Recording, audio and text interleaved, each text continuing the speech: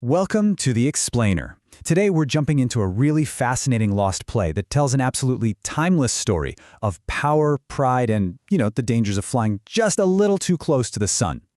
All right, so let's get right into it. The play kicks off with this pretty stark warning. It's basically telling you right from the get-go, hey, pay attention. You're about to watch a great man's pride and ambition lead him straight to his doom. And the man at the center of it all, Thomas Wolsey. So who is this guy, Thomas Wolsey? Well, the play makes it super clear he's no nobleman. He's from very humble beginnings, a butcher's son, of all things. But he is driven by this ambition so huge, so in your face, that one character says it literally sits upon thy tongue. I mean, you can just feel it coming off him.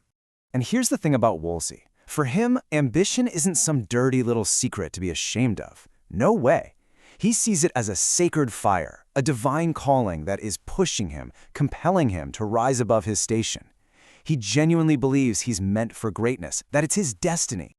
And this is the absolute key to understanding how Wolsey operates. He's got two faces, right? On the outside, to the public, he's all about serving his prince and God. So pious.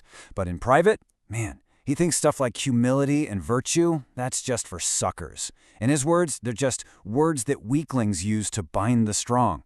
And it's this two-faced game, this incredible acting job, that's going to skyrocket him to the top. So how's he going to do it? Well, he zeroes in on his target, the new young King Henry VIII.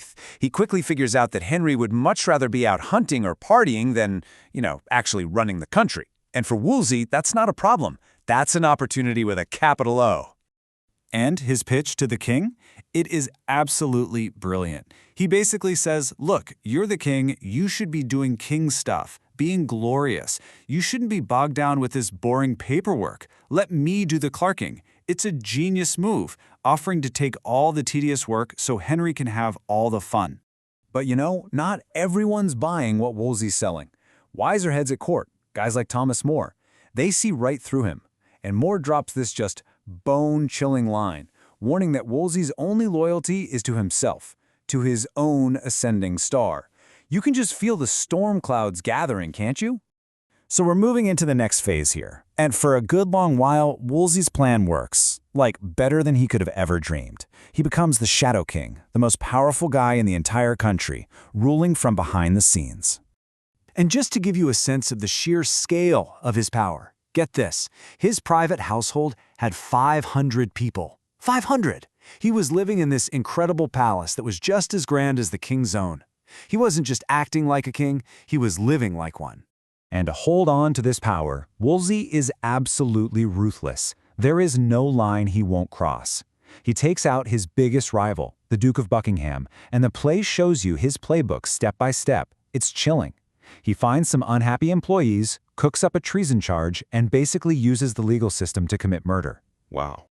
Okay, so everything's going great for Wolsey. He seems unstoppable. But now we get to the thing that's going to bring it all crashing down. And it's not an army or a political rival. It's the king's heart. And this is the big one, what becomes known as the king's great matter. Henry VIII needs a male heir to secure his dynasty. After almost 20 years of marriage to Queen Katherine, all he has is a daughter. On top of that, he's fallen hard for Anne Boleyn. So he goes to Wolsey with a seemingly impossible task: get me out of this marriage. And this just sets off a political firestorm. I mean, look at this mess. You've got the king, who's pretending this is all about his troubled conscience. But come on, we all know he just wants a son, and he wants Anne. Then you have Queen Katherine, who is not going down without a fight. Her honor and her daughter's future are on the line. And Anne Boleyn, she's playing for the ultimate prize. It's queen or bust for her. And poor Wolsey, he's stuck right in the middle of this impossible balancing act. So yeah, this is the beginning of the end for our guy. Think about it.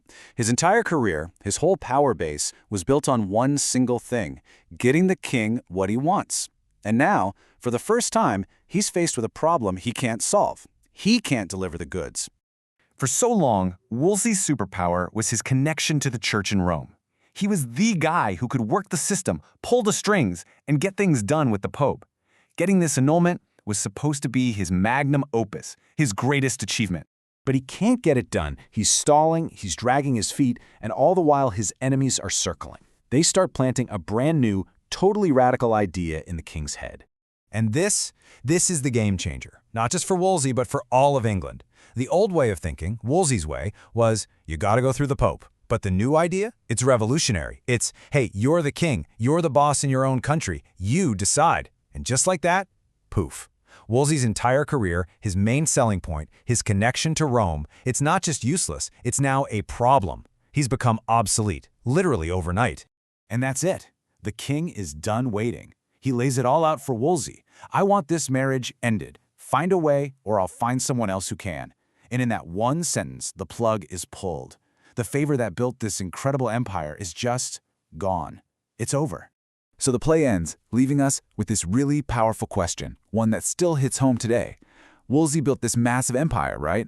But it was all built on borrowed ground. It was a gift from the king. And it really makes you think, doesn't it? About any time power rests on the whim of just one person. If it can all be taken away in a single moment, was it ever really yours in the first place?